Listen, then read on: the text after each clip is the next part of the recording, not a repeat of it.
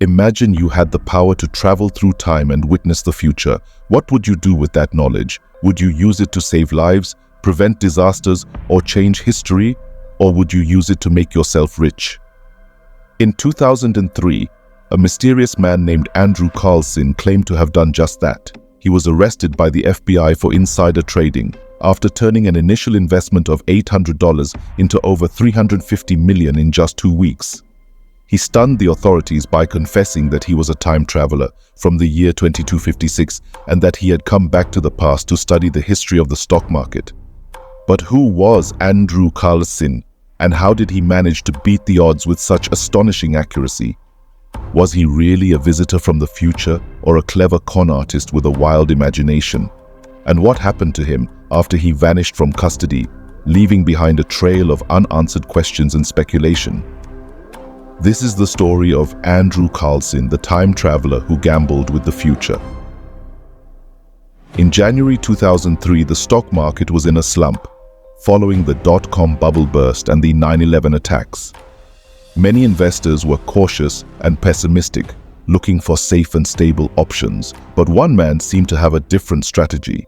He was buying and selling stocks with reckless abandon, taking huge risks and making huge profits.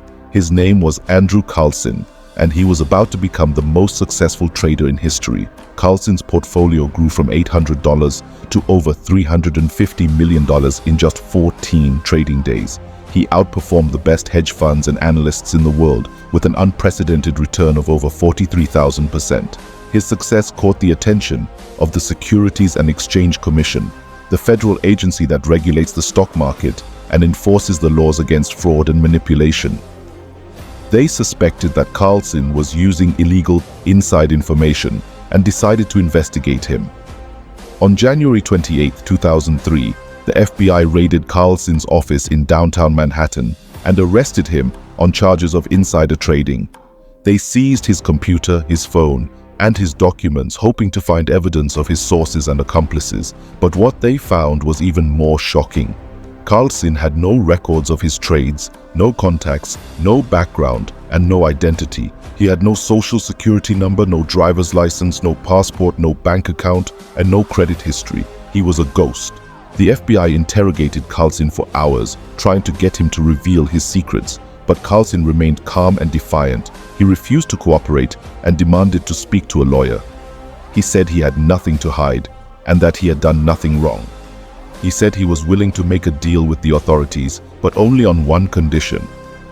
He wanted to meet with a high-ranking official from the Pentagon and tell him something that would change the course of history. Carlssin's lawyer was skeptical but intrigued. He asked Carlssin how he knew such things and where he got his device. Carlssin's answer was astonishing. He said he was a time traveler from the year 2256 and that he had come back to the year 2003 to study the history of the stock market. He said he had used his device, a time machine, to travel through time and space, and that he had made his trades based on the knowledge of the future events. He said he had no intention of harming anyone and that he only wanted to make enough money to fund his research and return to his own time. Carlssin's device looked like a simple metal box with a few buttons and a small screen. He claimed it was a portable time machine capable of transporting him to any point in time and space. He said he had stolen it from a lab in the year 2256, where he worked as a researcher on time travel experiments. He said he had used his old ID to enter the lab and had escaped with the device in a stolen spaceship. He said he had no idea how to use it and that he had accidentally ended up in the year 2003 after pressing some random buttons. The FBI and the SEC were skeptical of Carlssin's story and dismissed it as a hoax or a delusion. They believed he was either a lunatic or a pathological liar, and that he was trying to distract them from his real crimes. They continued to press him for the truth and threatened him with a long prison sentence if he didn't cooperate. But Carlssin stuck to his story and refused to give up his sources. He said he had nothing to fear and that he would soon be free. On March 19, 2003, Carlssin appeared in court for a bail hearing. He surprised everyone by pleading guilty to the charges of insider trading and offering to forfeit his entire fortune to the government. He said he was sorry for his actions and that he wanted to make amends. He asked the judge to grant him bail and promised to reveal his secrets to the Pentagon official he had requested. He said he had no reason to run and that he would comply with the law. The judge was baffled by Carlssin's behavior, but decided to give him a chance. He set his bail at $1 million and ordered him to wear an electronic ankle bracelet that would monitor his movements. He also warned him that if he failed to appear for his trial, he would face the maximum penalty of 20 years in prison and a $5 million fine. Carlssin left the court with a smile on his face and was greeted by his lawyer. He told him he had arranged for his bail to be paid by an anonymous benefactor and that he had a meeting scheduled with the Pentagon official the next day. He said he was ready to tell his story and to show his device. He said he was confident that everything would work out and that he would soon be back to his own time. Carlssin and his lawyer went to his apartment, where he had left his device and his belongings. They planned to spend the night there and to leave for the meeting in the morning, but something went wrong. The next day, Carlssin was nowhere to be found. He had vanished without a trace, leaving behind his ankle bracelet, his device, and his lawyer. The FBI and the SEC were stunned by Carlssin's disappearance and launched a massive manhunt to find him. They searched his apartment, his office, his phone records, and his internet history, looking for any clues or leads. They contacted his lawyer, his bail bondsman, his benefactor, and his Pentagon contact, hoping to get some answers. But they came up empty. Carlssin had left no trace behind, and no one knew where he had gone or how he had escaped. The FBI and the SEC also examined Carlssin's device, hoping to find some clues or evidence.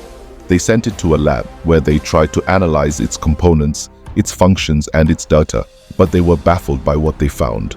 Carlssin's device was unlike anything they had ever seen before. It was made of an unknown material, with an unknown technology and an unknown purpose.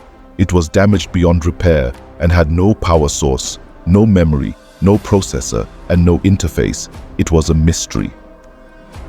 The FBI and the SEC concluded that Carlssin's device was a hoax and that he had used it to fool them and the public. They believed he had fabricated his story and that he had used some other means to obtain his insider information. They speculated that he had hacked into some secure networks, or bribed some insiders, or infiltrated some organizations, or used some advanced algorithms, or exploited some loopholes, or manipulated some markets, or leveraged some trends, or followed some patterns, or guessed some outcomes, or relied on some luck, or some combination of these methods. They were determined to find out the truth and to bring him to justice. Carlssin's story became a sensation and sparked a frenzy of media coverage, public interest, and online debate. Some people believed he was a time traveler and praised him as a genius, a hero, or a prophet. They wondered what he knew about the future and what he had tried to prevent or change. They speculated about his motives, his goals, his origins, and his destination. They searched for clues, hints, or signs of his presence or influence in the past or the future.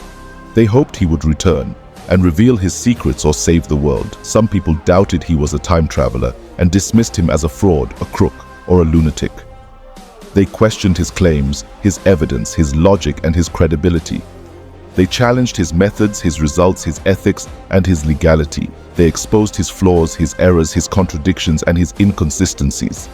They accused him of lying, cheating, stealing, or scamming. They wanted him to be caught and punished or exposed. Some people were unsure if he was a time traveler and remained curious, intrigued, or fascinated by him.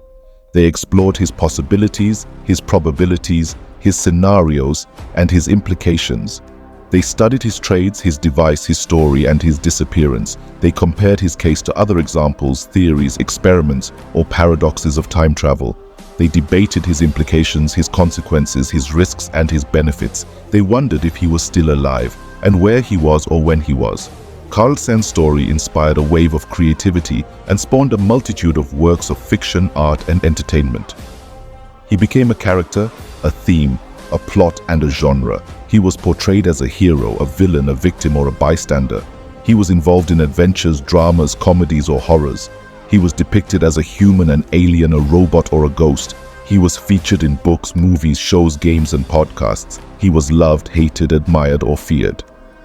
But despite all the attention, speculation, and imagination, Carlssin's true identity, origin, and fate remained unknown. He was never found, never heard from, and never seen again. He left behind a legacy of mystery, controversy, and wonder. He became a legend, a myth, and a mystery. Who was Andrew Carlssin and how did he do what he did? Was he really a time traveler or a clever con artist? And what happened to him after he vanished from custody, leaving behind a trail of unanswered questions and speculation? This is the end of the story of Andrew Carlssin, the time traveler who gambled with the future.